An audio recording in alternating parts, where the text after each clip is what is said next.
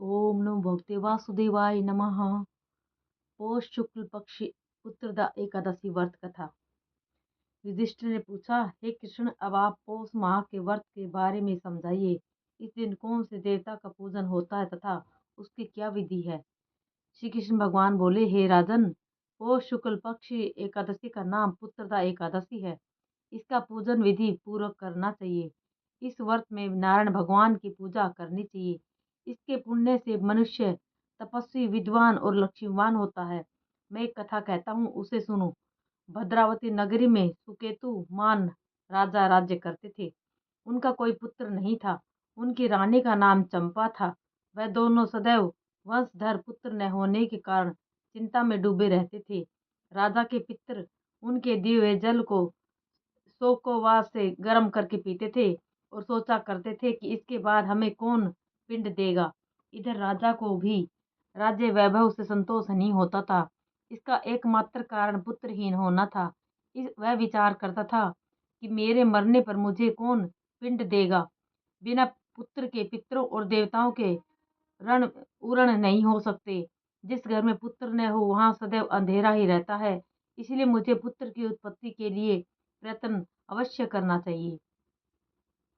पूर्व जन्म के कर्मों से ही इस जन्म में पुत्र और धन आदि मिलते हैं। इस तरह राजा रात दिन इसी चिंता में लगा रहता था। एक दिन राजा घोड़े पर सवार होकर बिना किसी को बताए वन में चले गए। वन में पक्षियों और वृक्षों को देखने लगे। हाथी अपने बच्चों और हथनियों के बीच में घूम रहे हैं। राजा सोच विचार में लग गए। राजा प्यास के कारण अत्यंत बेचैन होने लगे और पानी की तलाश में आगे बढ़े। कुछ ही आगे जाने पर उन्हें एक सरोवर मिला। उस सरोवर के चारों तरफ मुनियों के आश्रम बने थे। उस समय राजा के दाहिने अंग फड़कने लगे। राजा मन में प्रसन्न होकर सरोवर के किनारे बैठे हुए मुनियों को देखकर घोड़े से उतरे और दंडवत करके उनके सम्मुख बैठ गए। राजा को देखकर मुनीश्वर बोले, हे राजन, हम तुमसे अत्यंत प्रिय हैं, अत्यंत प्रसन्न हैं। तुम इस जगह क्यों आए हो, सो कहो। राजा ने उनसे पूछा, हे मुनीश्वरों, आप कौन है और किस लिए यहाँ है। मुनि बोले, हे राजन, आज पुत्र की इच्छा करने वाले, संतान देने वाली पुत्रदा एकादशी है। हम लोग विश्व देव हैं और इस सरोवर पर स्नान करने आए हैं। राजा बोले, हे मुनीश्वर, मेरे भी कोई पुत्र नहीं है। यदि आप मुझ पर प्रसन्न हो तो एक पुत्र का वरदान दे दीजिए।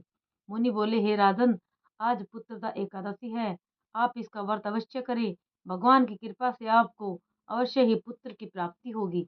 मुनि के वचनों के अनुसार राजा ने एकादशी का व्रत किया एवं द्वादशी को पारायण किया और मुनियों को प्रणाम करके अंत में अपने महल को वापिस आए। अंत में रानी ने गर्भ धारण किया और 9 माह के पश्चात उसके एक पुत्र रतन पैदा हुआ। वह राजकुमार अंत में अत्यंत वीर, धनवान, यशस्वी और प्रजापालक हुआ। भगवान श्री कृष्ण बोले, हे युधिष्ठिर, पुत्र प्राप्ति के लिए पुत्रदा एकादशी का व्रत अवश्य करना चाहिए। जो मनुष्य इसका महात्म्य पठन करते हैं उनको स्वर्ग की प्राप्ति होती है। कथा का सार। पुत्र न होना बड़ा ही दुखपूर्ण है। उससे भी दुखपूर्ण है पुत्र का कुपुत्र होना। अतः सर्वगुण संपन्न और सुपुत्र पाना दुर्लभ है। ऐसा पुत्र उन्हें ही प्राप्त होता है जिनके साधु जनों का आशीर्वाद प्राप्त हो तथा जिनके मन में ईश्वर की भक्ति हो। इस कलयुग में स्वर्गीय पुत्र प्राप्ति का उत्तम साधन पुत्रदा एकादशी का व्रत ही है। ओम नमो भगवते वासुदेवाय नमः।